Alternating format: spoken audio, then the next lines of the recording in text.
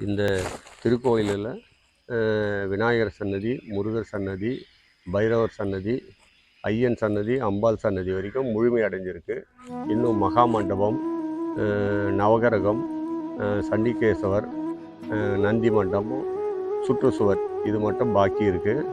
இந்த கோயிலை பொறுத்த வரைக்கும் எல்லாம் முடிஞ்சு கூடிய விரைவில் கும்பாபிஷேகம் நடக்கிறதுக்கான முயற்சி பண்ணிகிட்ருக்கோம்.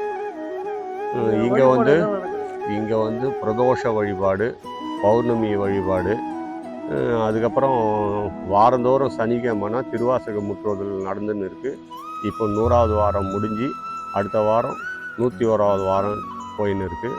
இது தொடர்ந்து இந்த திருவாசகம் எவ்ரி சாட்டர்டே இந்த திருவாசகம் நடந்துனே இருக்கும். இந்த மலையில் வந்து மயிலெல்லாம் வந்து அதிசயமாக நடமாட்டம் இருக்குதா கேள்விப்பட்டேன். இதை பற்றி உங்களோட இந்த மலையில் வந்து ஆடி மாதம், அதாவது ஆடி கிருத்திக்கு முன்னாடி அந்த மயில் வருதுன்னா இங்கே காவடி செலுத்த போகிறாங்க, மக்கள் நிறைய வருவாங்கன்றதுக்கு அது ஒரு உதாரணம். ஆண்டுதோறும் அந்த ஆடி கிருத்திக்கு முன்னாடி கண்டிப்பாக மயில், ஆனால் இந்த ஊரில் மயில் கிடையாது, திடீர்னு வரும், காட்சி கொடுக்கும், திடீர்னு வரும். அந்த மயில் வருதுனாவே இங்கே வந்து ஆடி கிருத்திகை வந்துச்சு, இந்த இடத்த வந்து விழா நடக்கும் அப்படின்றது நமக்கு உணர்த்துறாரு. எத்தனை வருஷமாக அந்த மயில் வந்துட்டு? இது வந்து நாங்கள் ரொம்ப நாளாக வந்துட்டு இருக்கு பொழுது. நாங்கள் கொரோனா பீரியட்லேருந்து தான் கண்டுபிடிக்க ஆரம்பித்தோம் அந்த மயில் வரதை. அதுலேருந்து தான் நமக்கு அந்த மயில் வரதை நாங்கள் தெரிஞ்சுக்கணும். இதை வந்து காட்சியாகவே எடுத்தோம், மயில் வந்த காட்சி எடுத்து வச்சுருக்கோம்.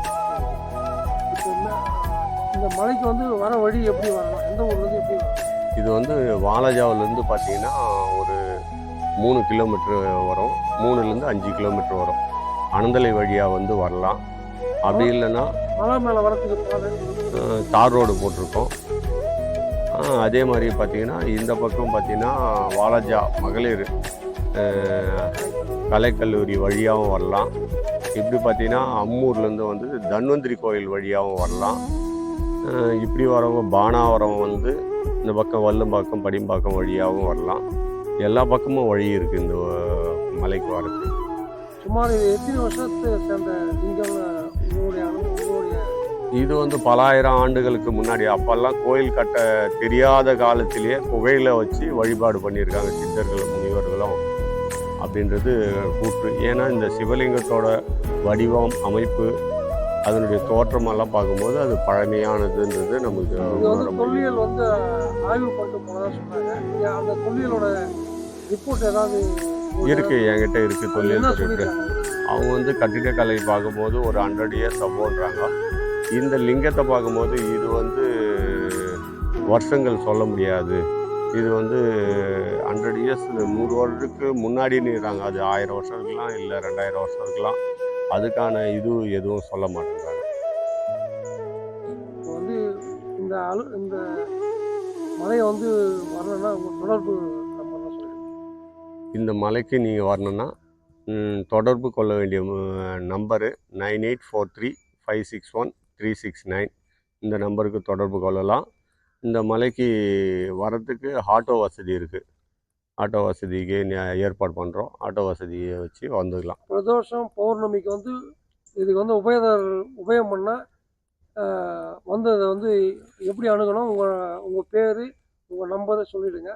இந்த மலைக்கு வந்து எந்த நேரம் வந்து தரிசனம் பண்ணலாமா, இல்லை ஏதாவது முன்கூட்டியே வந்து ஃபோன் பண்ணிட்டு வரணுமா? இந்த மலையில் இந்த கோயிலை தரிசனம் பண்ணுறதுக்கு இன்னும் எதுவும் கதவு கேட் எதுவும் போடல. அதனால் எப்போ வேணா வரலாம், தரிசனம் பண்ணலாம். அதே மாதிரி பார்த்திங்கன்னா பிரதோஷத்துக்கு உபயதாரர் நான் இப்போ சொன்ன நம்பருக்கு நீங்கள் கால் பண்ணி சொன்னீங்கன்னா போதும். என் பேர் ரவி. அதனால் ஃபோன் பண்ணி இதில் நீங்கள் சொல்லிட்டீங்கன்னா, இல்லை நீங்கள் வந்து அபிஷேக சாமானோ அன்னதானத்துக்கு எதனா உபயம் பண்ணுறோம் வாங்கிட்டு வரீங்கன்னா நீங்களே கூட வாங்கிட்டு வந்து கொடுக்கலாம். டிஸ்பிளேல போகிற நம்பரில் தொடர்பு கொள்ளலாம். ஓகே.